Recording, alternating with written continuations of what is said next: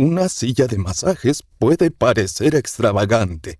8 configuraciones diferentes, intensidad ajustable, además es calefaccionado. Y se siente tan bien. Sí, una silla de masajes puede parecer extravagante. Y 2, bueno, aún más. Pero cuando esas sillas de masajes vienen con un auto, se vuelven bastante prácticas. El nuevo Volkswagen Tiguan 2025 con funciones premium como los asientos delanteros con masaje disponibles. Solo parece extravagante. It's back to school season and Clorox is donating 2 million disinfecting wipes to classrooms across America. Because back to school means things can get a little bit messy. Just ask kindergarten teacher Miss Gibson. Give me just one Clorox wipe and I'm ready for glitter glue, exploded lunchbox yogurt, peanut butter handprints, runny noses, picking noses, rubbing noses. Touching noses. Thank you, Edward. Ooh, nap mats and lockers and tissue boxes. And Clorox scissors. disinfecting wipes. Teacher's #1 wipe. Clean feels good. Based on unit sales data. Today on What the Hack with Adam Levin, discover the alarming reality behind the rise in mail theft and check fraud as one man's 6-figure check is stolen, and learn how to prevent the same from happening to you. Yeah, according to the U.S. Postal Service, there were over 300 instances of mail carriers being robbed between October 1st, 2022 and March 31st, 2023. It's a much higher rate than the previous year, and I'm guessing it was all due to you, Travis. You should stop this. I do like to punch mailmen and take their keys. That's terrible. You should. I mean it. It's really time to stop. We should get help. But seriously, though, during that same time, there were over 25,000 mail theft cases. I don't know what to tell you. Be careful. I mean, you got to send. I think I'm just going to start saying, I would have sent you the money, but I didn't want to get robbed, so I didn't. That's a good one. And with that, welcome to What the Hack, a show about hackers, scammers, and the people they go after. I'm Adam Levin. I'm Beau Friedlander. And I'm Travis Taylor.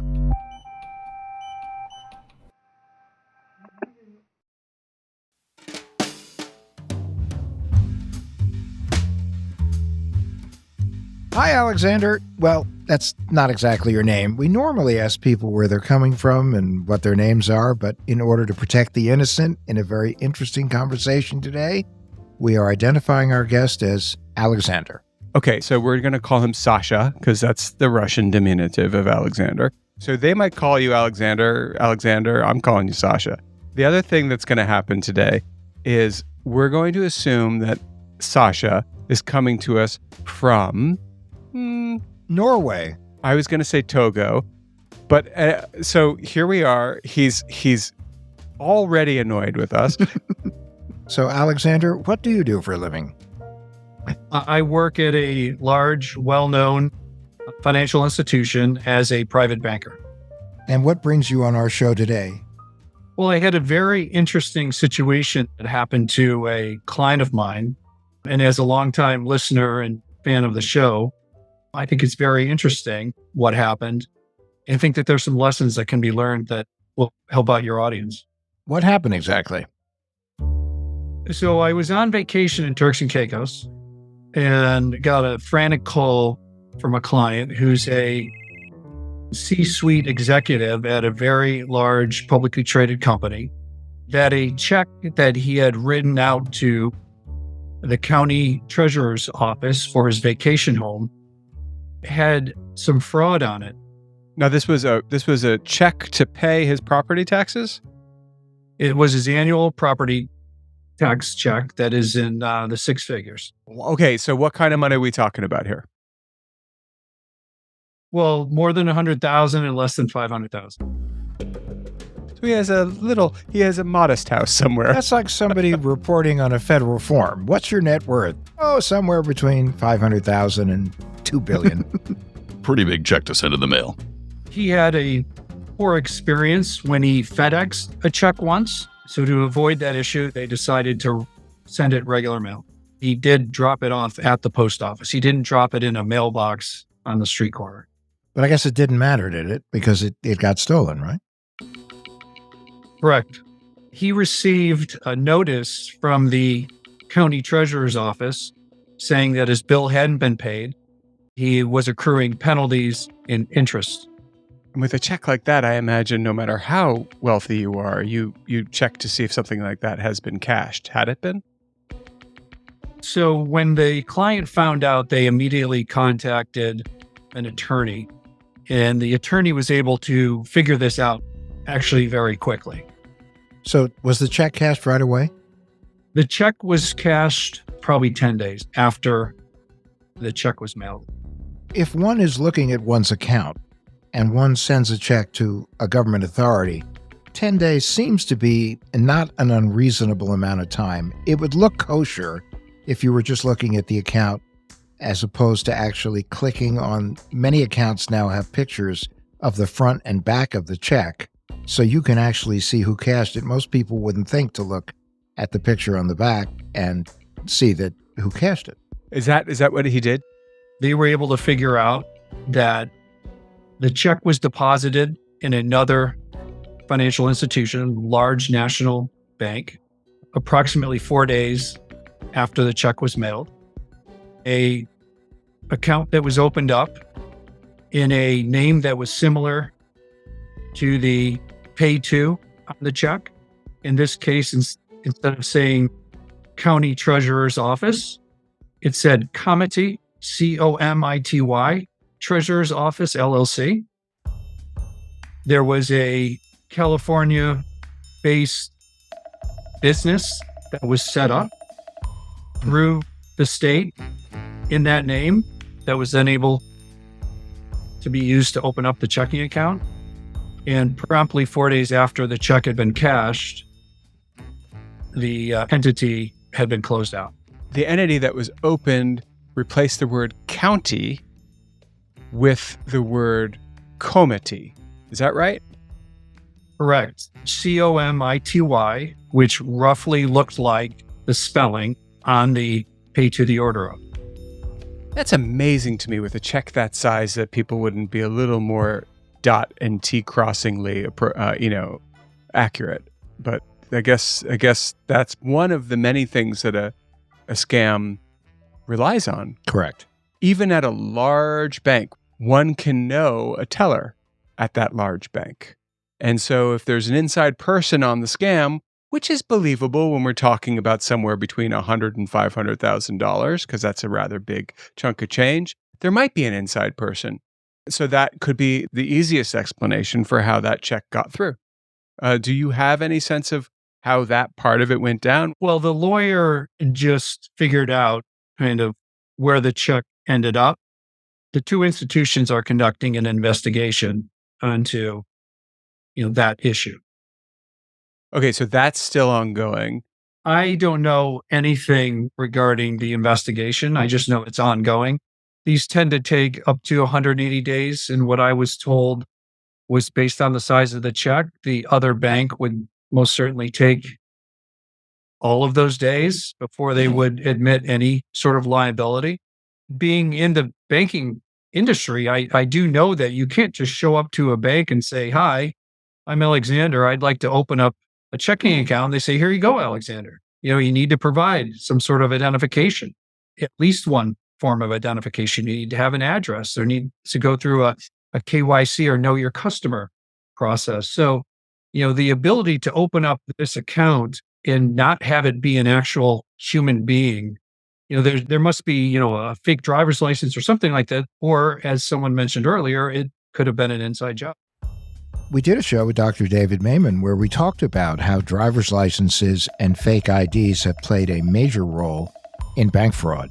Yep, and this is an example of what Maiman was talking about. There could have been an inside person, there could be a fake ID here, who knows what else. This could be a really complex crime.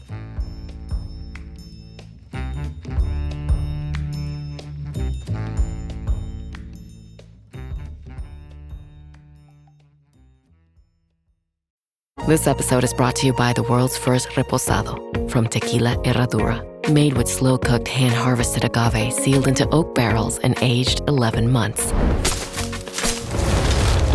Before being enjoyed in your glass. Experience the world's first reposado, Tequila Herradura. Please drink responsibly. Responsibility.org. Tequila Herradura. 40% alcohol by volume. Imported by Brown-Forman, Louisville, Kentucky. Herradura is a registered trademark. Copyright 2025 Brown-Forman Corporation. This episode is brought to you by Nordstrom.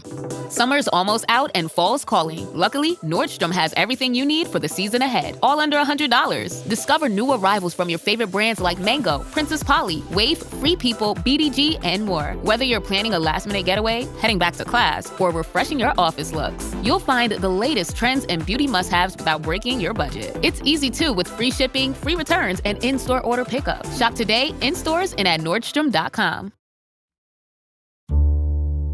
So your client sent in the check. He mailed the check via U.S. Post Office. Now, the theory is someone intercepted the check and created a company or a bank account with a similar looking name. And it sounds like the criminal or criminals were pretty organized because they had created an entity that was designed to accept this specific check. Correct. The entity was created based on the legibility or illegibility of the name in the paid to the order of. Okay. And someone cashed the check, withdrew the money, and immediately closed that account, dissolving the company. Well, they dissolved the company. I'm not sure what they did with the account, I would imagine. And because it happened, the deposit happened at a separate, a different institution, I wouldn't know the answer and may never know. Got you.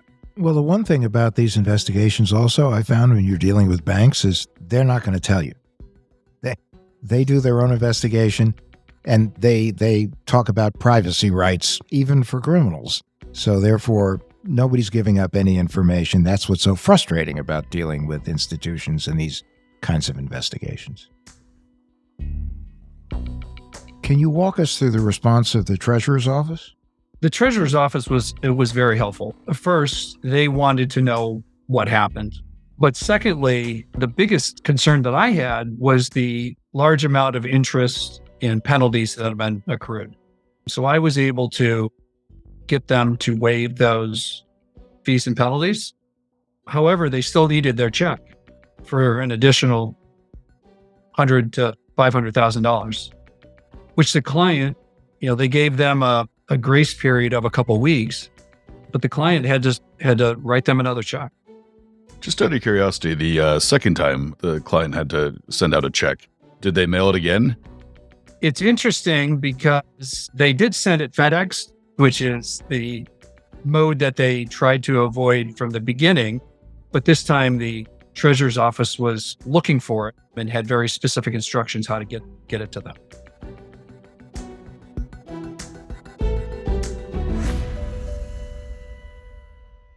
Let's talk about the Postal Service and the blue mailboxes you'll see outside of the post office. I would think if you're a regular old company and you offer a service and that service doesn't work, you're liable. I got a guy painting my house right now. If he messes up and my house leaks or something and there's damage from the water from that leak, he's got insurance, and that insurance is going to cover whatever damage happens as a result of that. So like your client, I wouldn't be too perturbed if something happened because I know I would be made whole again. Now we're dealing with the government. And so I'm wondering, does the U.S. Postal Service, I'm thinking they're the ones who are responsible for this on some level because their equipment, now that's just what I'm thinking right now, their blue boxes got robbed. There is a lot of stories out there. Who here on the podcast right now knows about a blue box getting robbed? Me. That's one. That's two. I do. That's Travis doesn't, but that's just because he doesn't feel like raising his hand because he has a sunburn. Alexander, apologies, Sasha, go first. Yeah, well, the blue mailbox right outside the post office in the town I live in has been broken into twice in the last 3 months. Wow. I've stopped putting checks in letters to be picked up in my mailbox outside of my residence and got in the habit of dropping it off at the post office. And the post office, the inside mailbox is only open during business hours. So on occasion, I've had to drop it off in that blue mailbox outside, one being my tax payment on April 15th of this year.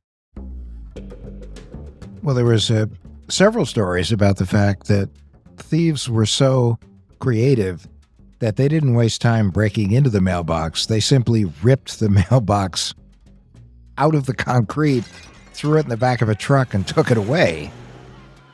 Sadly, I knew some kids in college who I didn't associate with because they were bad people who used to do that with payphones.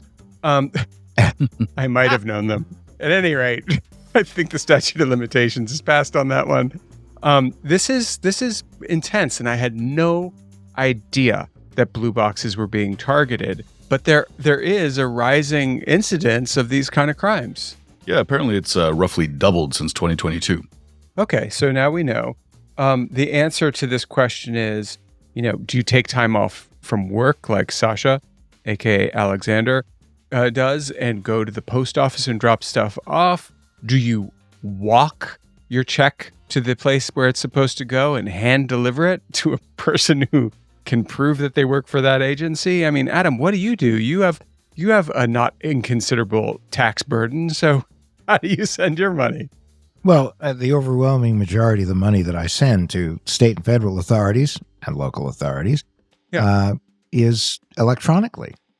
That's how I do it. That's why, but it didn't even, with the state of Connecticut, it still didn't work because they were too slow to just take the money out of my bank account.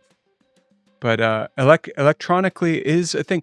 Alexander, may I ask, is that an option now going forward for your client? Yeah. So one of the questions that I asked the treasurer's office when I was speaking to them, I said that there is no way that the client could have avoided this situation happening. And they responded and said that there is a way. We do allow a direct debit as a payment for check that you can pay electronically. Well, there is. And you know what else there are? There's plenty of online crime, which is what this show is about. And so that is the other part of this equation, which is that while that's true, it's also true that people can scam you electronically. I want to talk about mail theft and preventative measures now. I have a mailbox. It currently doesn't even have a door because it's old and the door fell off and I haven't replaced it yet. But it's just sitting there at the end of my driveway, which is 800 feet long. So I can't see it. And anyone can go in there and rifle around and get what they want out of it. I probably should get a mailbox that locks. I don't have the problem you have. I'm just a lowly podcaster, Alexander. But do you have have you thought about that? Have you thought about getting a locking mailbox or any other similar measures to counter these criminals out there? No, what I've thought about and done is not to mail anything that's a check. Okay. From my mailbox. I reached out to the town that I live in, where I pay property taxes, and asked them if they allow for electronic payments. They do not. They actually allow for credit card payments, which they charge you a 2.5%, fee, but currently don't allow for electronic payment. Now, one thing I may want to consider is having checks cut directly from my bank, but that may not avoid the situation that the client ran into. You're still sending a paper check that could be intercepted. Yeah. And I mean, what strikes me the most, a criminal set up a bank account to receive your client's check specifically. Am I reading that right? So that means the criminal must know something about your client. So we're going to talk about a friend of mine who I'm not going to name, but I am going to accurately describe where the houses are. They have a home in Rome, New Orleans, New York State, New York City, and I'm guessing other homes I don't know about. And so they as an individual can be tracked by a good identity thief, basically. Somebody who's going through and saying this is their portfolio of real estate. Now, I know from their social media posts, which in this case would be doable, that this time of year, they're at the New Orleans house.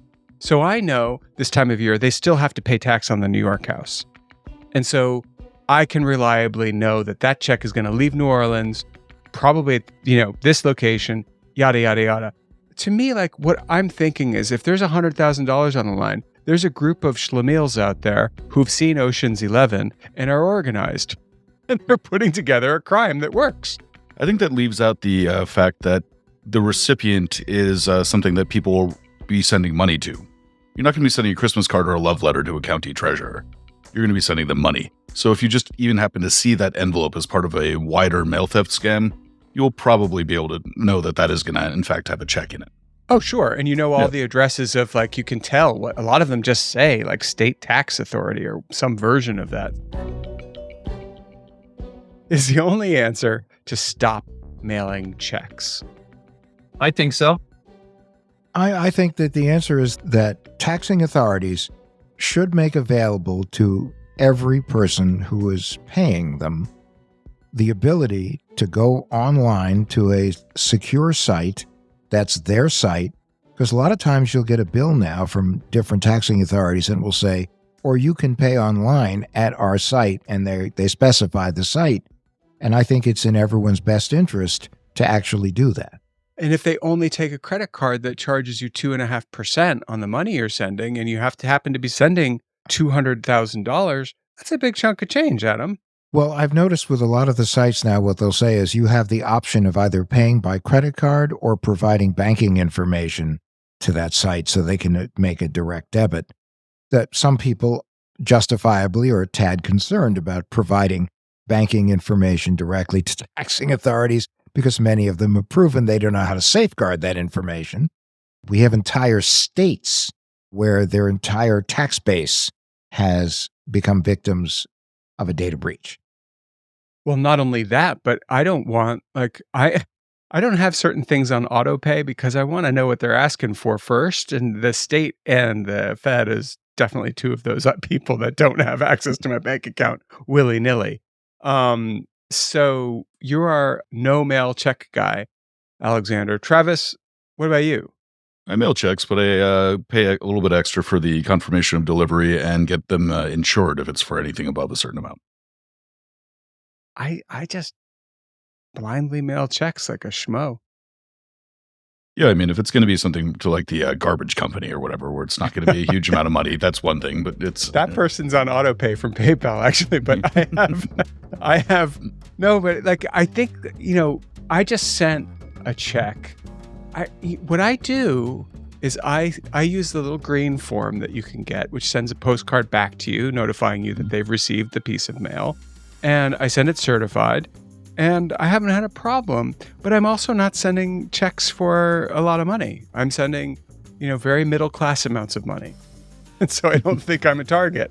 I do think that we're talking about here, and Alexander, I can't thank you enough for opening our eyes to this, because this begins to be the stuff of movies, where we have an organized criminal or criminals who are working together to achieve a common purpose, which is to get a nice payday. Well, and the other thing to keep in mind is we all know generally that time of the year when people are paying property taxes, for example, as well as when people are paying federal and state taxes. So it's easy for these folks with fake IDs or having someone on the inside at financial institutions to actually know when to set up the account, how quickly they can set up the account before those dates so they can get in, collect the money, and get out. We may also be running the risk here of setting these guys up as being a little bit too sophisticated of a criminal enterprise. I would be surprised if anyone that's stealing mail was going to be expecting something between $100,000 and $500,000. I think if they saw that, that could have just been a unicorn for otherwise a lot of petty, smaller crimes. So then your guess, Travis, is that the order of operations here is find check, create credentials, set up what needs to be set up, get the check cashed, get out. Mm-hmm. Yeah, I mean, I think if you have even a small time thief or something like that comes across that, then they're going to say, "Oh wow, okay, this is the big one. What do I do with this?" What I think makes this whole process intriguing is that they deposit the check quickly, so the person who wrote the check sees that the check has been cashed. Right. They're good. And then by the time they realize the scam has happened, months have gone by and the county treasurer's office is now saying, like, where's our check? You never paid us. So there's a lot. It takes, 3 months for someone to figure out that the fraud has happened, not 10 days. Yeah. But that's why if you feel compelled to send a large check to a taxing authority, you really should make sure that you send it with some form of receipt by the organization that they have in fact received the check. At least if they then contact you 3 months later and say, we didn't get your check, go, excuse me, but I happen to have a receipt here signed by this particular person at your organization indicating the check was received. Of course, the issue there is if you start doing this for every check you send out, it becomes problematic to track them. No, you would have to, focus on the bigger checks and try to have direct debit on the others. Although I did notice with certain audits that the government will say, well, we see that we received something from you, but that doesn't mean that what we received contained a check. So that's why you always have to look at the front and the back, and always, if it's a big check, make a copy of it if you're actually going to send something that's paper. Oh, you know what? I made copies of my checks too, and I'm, right, as I mentioned, they're solidly middle-class checks, but I still, I document the heck out of it because I just don't want to be bothered, and it's a bother when things go walkabout. So, but one thing we do know is the United States Postal Service and law enforcement, they know this is an issue. They've been implementing new measures, which including like deploying high security collections boxes, replacing older locks with electronic locks, even increasing patrols to deter mail theft. But this trend does require all of us to be more vigilant, because as much as anyone else can protect us, I think if you're not doing everything to protect yourself, that's an issue. And I will say, I've mailed my taxes in without any of the protections that I mentioned that I now do. I've done it. I've been in a rush. Quarterly taxes were due. Just did it. And I on a wing and a prayer, and it got where it was going, and there was no incident. You never know when you're doing something in the presence of a criminal, but you have to behave as though you are always doing something in the presence of a criminal. And that's why I will pick up any check that you need delivered to any taxing authority for you. Then, of course, if it disappears, you'll know I did something with it. That's why I feel the way I feel, because I work with you. No, anyway. Poor Alexander has to listen to us babble back and forth about this. So what is the end of this story, or where do you see it? Is it over? Is everyone made whole yet, or is it still being investigated? Well, the institution that I work for did front the customer the money. They hopefully won't be on the hook based on the other institutions' findings and not find themselves liable. While the investigation is going on, the client was made whole on the fraudulent check. So your Sasko Hill client, though, not saying he's from Sasko Hill. If I guess correctly, we'll cut it. But that person is, I'm guessing, if they're spending between $100,000 and $500,000 on a second home's taxes, that the firm that probably one of many firms he does financial stuff with can actually see that money as a sound investment at client retention. It's not a huge amount of money in the big picture. And I bring that up because you have to act as though the safety net isn't there and that there's no adults in the room and nobody's going to fix it for you. Because at the end of the day, you cannot rely. I love that your client and friend has had a feeling that they would be made whole. But that's not always going to be the response. And if you don't think you're going to be made whole, you might be right.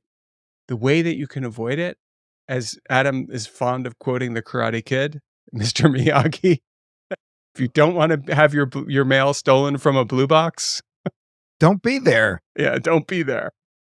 No, but I've seen a lot of situations, even with extremely well-to-do individuals, that their financial institutions are not quite as forthcoming when it comes to making them whole, even though they should be for business reasons. They're not. Yeah. And the tragedy is when you have a lot of people who are not necessarily well-to-do, who are middle and lower income individuals who don't get their money back and are on the hook, which is a tragedy. And for them, it is make or break sometimes. Yes. Yeah. So, Travis, I have a question for you. I know that you do business with a credit union. Mm-hmm. how do you think that the credit union would behave in response to something like this? Because I know you've had other things that they've been helpful with. Well, it obviously depends on the size of the check, and it's entirely hypothetical. But one thing that I found with credit unions is they are a lot better both with setting you up with protections ahead of time and then mitigating the damage after something's happened. Well, we found with both Credit.com and CyberScout that credit unions tend to be much more member-centric than big financial institutions are in terms of being depositor-centric. So I'm hearing from both of you that my bleak outlook is a little too bleak. I'm going to adjust it. But I do think that it is imperative upon everybody listening to know that this is a real thing. Someone may be rifling through the whole day's take of mail in a blue box, looking for things that obviously have checks in them and stealing them. And so if you can pay electronically, I really can't think of any reason why you wouldn't do it. Because while I don't have a problem with the city of Ann Arbor every once in a while getting a check from me because I parked incorrectly, which does happen because I have a kid who goes to University of Michigan, we're talking about $20. I think that, if you're sending any large amounts of money, think twice and see if there's a way to do it and that's safer. But, Alexander, to follow up on the story too, I have a place in New Jersey where they were absolutely not direct debit and in fact say, send us your check, period. Anyway, Alexander, we truly, really appreciate your time in sharing your thoughts on this and, opening our eyes to some of the issues that are raised when checks disappear and end up being washed or altered. So thank you so much for spending time with us today. It's great. The pleasure's mine. I love that you've made me paranoid about something I wasn't paranoid about, which is really saying something. This is coming from the guy with the scaring is caring shirt. Yeah.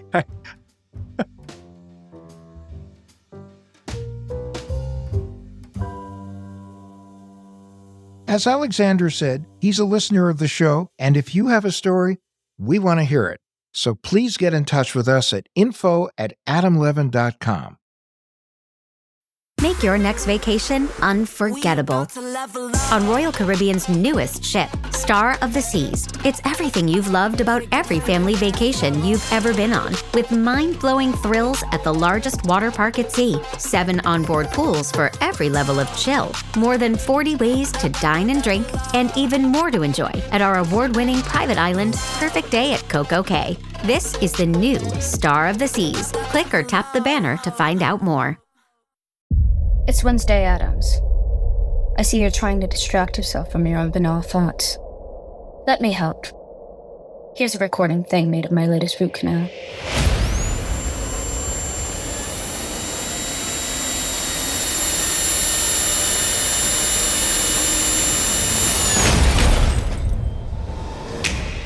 Wednesday Season 2 is now playing only on Netflix. And now it's time for our tinfoil swan. Our paranoid takeaway to help keep you safe on and offline. What's on my mind, Travis? Nothing. Turducken. My God, are you Adam? Shush. You, Travis? Turducken? Turducken, it's summertime. You're really making a turducken? No, I'm just thinking about it. What about you, Adam? Well, we've been talking about how mail theft is on the rise, okay? I thought we should probably go over best practices for how to protect your mail and make sure that what happened to Alexander's client doesn't happen to you. So the first thing I would say is sign up for Informed Delivery. It's free, and they literally send you a picture of all the mail that's going to hit your mailbox the day before or the morning of. And so you know when you're getting a check. You also know when you're getting a note from, let's say, the IRS, state taxing authority, so that'll ruin your entire day. But look, if you see you're supposed to be getting a check and it never arrives, well, you got an issue. Yeah, but the caveat here is that you need to make sure that the email address that it's coming to is secure. Sure. That is the digital equivalent of shoulder surfing, I guess. If you're using your pet's name across multiple accounts and you don't have two-factor authentication enabled, you may be sharing what to expect with anyone who has access to your account. But Travis, I must say, you are one paranoid person. It's a paranoid takeaway. True story. If you're mailing something sensitive, use the letter slots inside the post office or hand it directly to your mail carrier. That's a lot more secure than putting something in an unattended mailbox on a busy street. Or I would say a not so busy street probably is more of a worry, but go on. Well, another big one is just to check your mail daily. And if you're going out of town, let your post office know so they can hold your mail.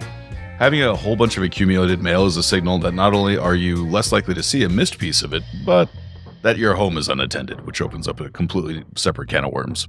Okay, so this is Home Ec 1975. This should go without saying, but don't send cash in the mail. I know you know. Unless you have grandchildren, then you should send cash in the mail, but not a lot of cash. There's really no way to recover whatever it is that you decide to send. So if you're going to do it, send $5. Same goes for gift cards, any of that stuff. Just remember, you're not getting it back if it goes walkabout, so be careful. And if you're sending out anything important, pay a little extra for delivery confirmation. You may want to require a signature from the recipient. Yeah. And I mean, at the end of the day, we've all heard the stereotypes about postal workers of going postal and things like that, but I personally found that to be entirely inaccurate. Most, if not all, of the people that I've spoken to have been happy to answer any questions about mail security and happy to help you out if you have any questions or concerns. All right, but, you know... Postal workers going postal? I love it. That's well, Adam. What? Did you hear Travis just said he has no experience of... If you had experience of postal workers going postal, Travis, we would be having you in counseling right now. Oh, sure. Okay. And that's our tinfoil swan.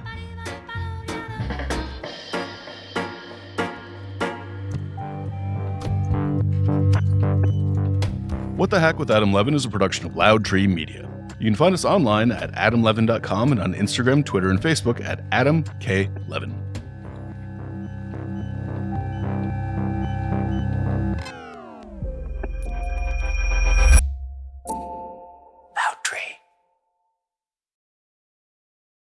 Behind every empire are the people history tried to forget.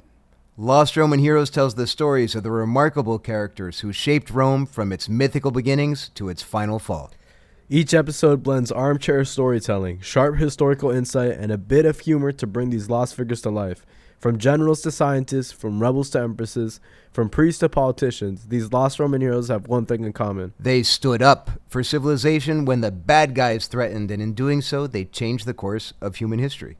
If you're into history that's vivid, surprising, and deeply human, this show's for you. Behind every great meal is a person with a story to tell. Hear them on Culinary Characters Unlocked, the podcast that reveals the lives behind the food. Hosted by me, David Page, Emmy Award-winning journalist and creator of Diners, Drive-Ins, and Dives, as I talk with everyone from culinary legends to mom-and-pop standouts about the creativity, grit, and passion that shape the food we love. Follow Culinary Characters Unlocked on Apple Podcasts, Spotify, or wherever you get your podcasts.